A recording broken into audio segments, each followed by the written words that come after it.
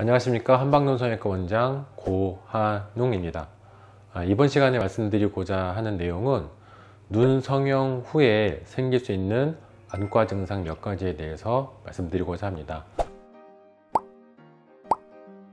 첫 번째는 눈 위쪽 수술 후에 생길 수 있는 증상, 즉 쌍꺼풀이나 혹은 안검하수 수술을 했을 때 생길 수 있는 증상에 대해서 두 가지 설명드리도록 하겠습니다. 대표적으로 불편하시다고 하는 증상들은 안구가 건조하다, 수술 후에 안구가 건조하다고 말씀하신 분들이 이따금씩 계십니다. 특히 안검하수 수술을 했을 때 그런 증상들을 많이 호소하시곤 하는데요.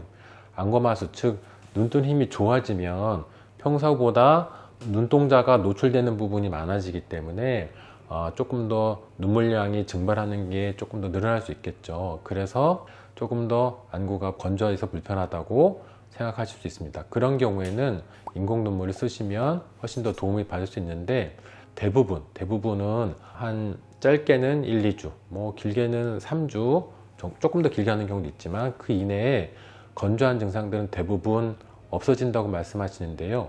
왜 그러냐면 안검하수 수술을 해서 눈이 처음에는 위로 많이 당겨서 안구가 건조하다고 생각할 수 있지만, 눈을 감는 기능이 정상적이라면 곧바로 눈을 잘 감는 기능이 회복됨으로 해서 안구가 건조하다고 생각하는 증상들은 거의 다 없어지게 될 것입니다.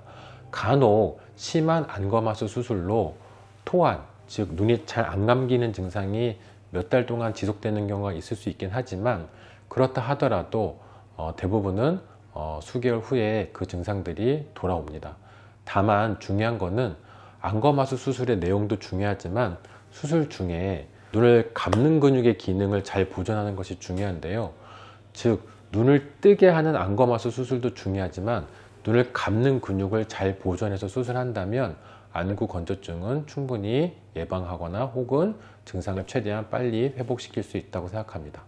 두 번째는 일시적인 시력의 변화입니다. 안검하수 수술 등을 하게 되면 근육을 접어주거나 당겨서 일시적으로 결막 쪽에 붓기가 생길 수 있는데요. 그러면서 각막을 일시적으로 살짝 누를 수 있습니다. 그러면 시력이 조금 불편하고 흐리다고 말씀하시는 분들 계시지만, 그 증상 또한 대부분 붓기가 빠진 2, 3주 정도 후면은 시력은 과거의 수준으로 잘 돌아옵니다. 그리고 눈 아래쪽 수술, 하안검 성형이나 뒤팀 혹은 밑팀, 이런 수술을 했을 때 생기는 안과적인 증상, 첫 번째는 복시입니다. 물체가 두 개로 보일 수 있는 증상을 복시라고 하는데요. 이 그림에서 보시는 것처럼 하안검 수술, 특히 눈 밑 지방 재배치를 할 때 눈 지방 옆에 눈동자를 아래쪽 옆으로 당기는 근육이 같이 있는데요. 지방을 재배치하다 보면 그 근육이 일시적으로 당겨서 약간 눈동자의 움직임에 제한을 줄 수 있는데, 그럴 때 물체가 두 개로 보일 수 있습니다. 혹은 눈꺼풀을 고정하기 위해서 위쪽에다 고정하다 보면 안구를 압박하는 경우가 있습니다. 그럴 때도 물체가 두 개로 보이는 복시 증상이 있을 수 있습니다. 하지만 그 두 가지 모두 다 대부분 2주 정도 지나면 자연스럽게 해결되는 경우가 대부분입니다.